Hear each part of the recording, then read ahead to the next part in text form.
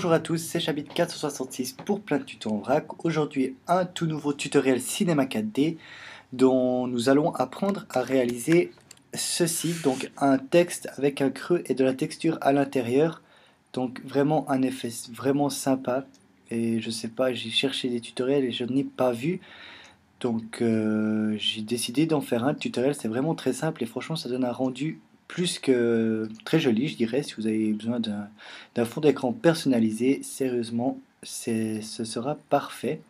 Donc on va commencer tout de suite, donc je vais créer un nouveau projet. Donc pour commencer nous allons créer notre texte, donc mot graphe, mot texte, donc dans la catégorie objet, donc dans l'onglet objet de mot texte. On vient taper notre texte, donc je vais l'appeler cinéma 4D.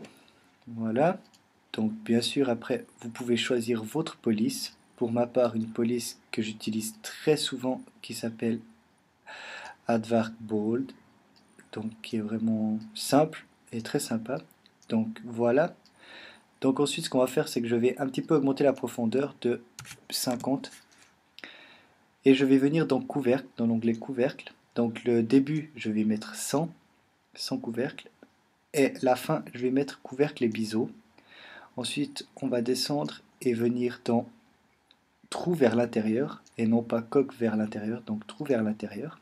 Dès que ça c'est fait, on vient sélectionner notre mot texte, on fait commande C, commande V pour pouvoir le dupliquer.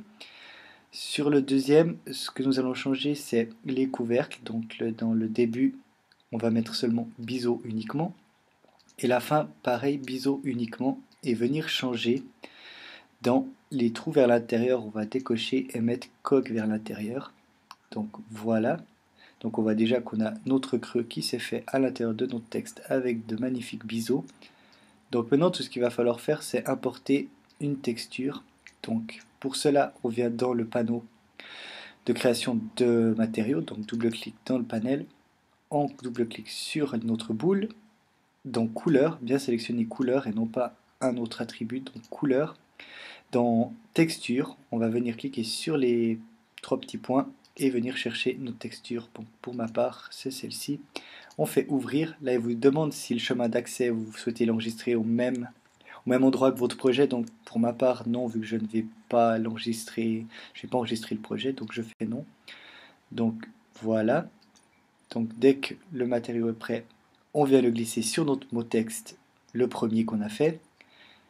Voilà, et là comme on peut le voir, la texture ne s'est pas appliquée vraiment comme on le souhaiterait, on voit pas vraiment la texture, donc vous cliquez sur la texture, et dans les propriétés de la texture, vous avez type de projection, donc là on est en UVW, donc c'est à vous de voir, il y a un effet qui est sympa, c'est frontal. Frontal en fait, si on se déplace avec la caméra, notre texture restera fixe, donc c'est un effet sympa, c'est pas celui-ci que j'ai utilisé, mais c'est vraiment sympa. Donc celui que j'ai utilisé c'est planaire. Voilà, planaire, vraiment la texture est vraiment à l'intérieur. Vraiment super cool. Donc voilà ce qui est de la texture. Ensuite on va créer une texture pour notre bord de texte. Donc on double-clique dans notre panneau matériaux. On vient dans le matériel en double-cliquant. Dans la couleur je vais mettre du blanc. On clique OK et je vais venir activer la réflexion en activant, en cochant la case. Et je vais passer la réflexion à 40%. Voilà. Et je vais mettre une texture Fresnel. Voilà. Et celle-ci, je vais l'appliquer à mon deuxième texte. Parfait. Ensuite, ce que nous allons faire, c'est créer une lumière. Donc, on clique sur la lumière et on va venir la placer plus ou moins au centre.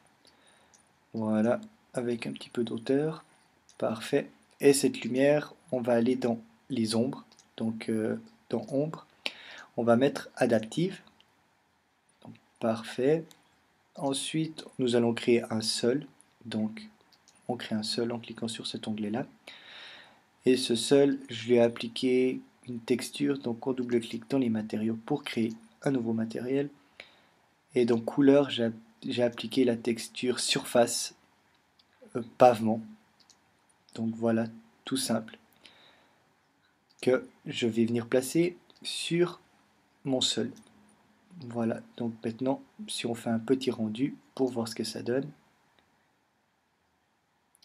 Donc c'est bien le résultat qui était au départ. Donc après, bien sûr, tout est dans le changement d'angle de caméra. Donc voilà, on fait un petit pré-rendu. Donc voilà, c'est pas trop mal. C'est pas trop mal. Et franchement, ça nous a pris peut-être 5 minutes pour le faire. Donc ouais, je vais le mettre comme ça et je vais faire un rendu. Donc on va aller dans les paramètres de rendu. Donc pour cela, on clique sur cet onglet. Donc dans les réglages de sortie, je vais mettre un écran. En général, je mets du 1920 par 1200 et on va l'image courante. Donc après les pré-réglages, ça si vous personnalisez, moi personnellement je touche que la largeur et la hauteur. Après dans enregistrer, on choisit le chemin d'accès en appuyant sur les trois petits points. Donc je vais les mettre sur le bureau et je vais l'appeler tuto.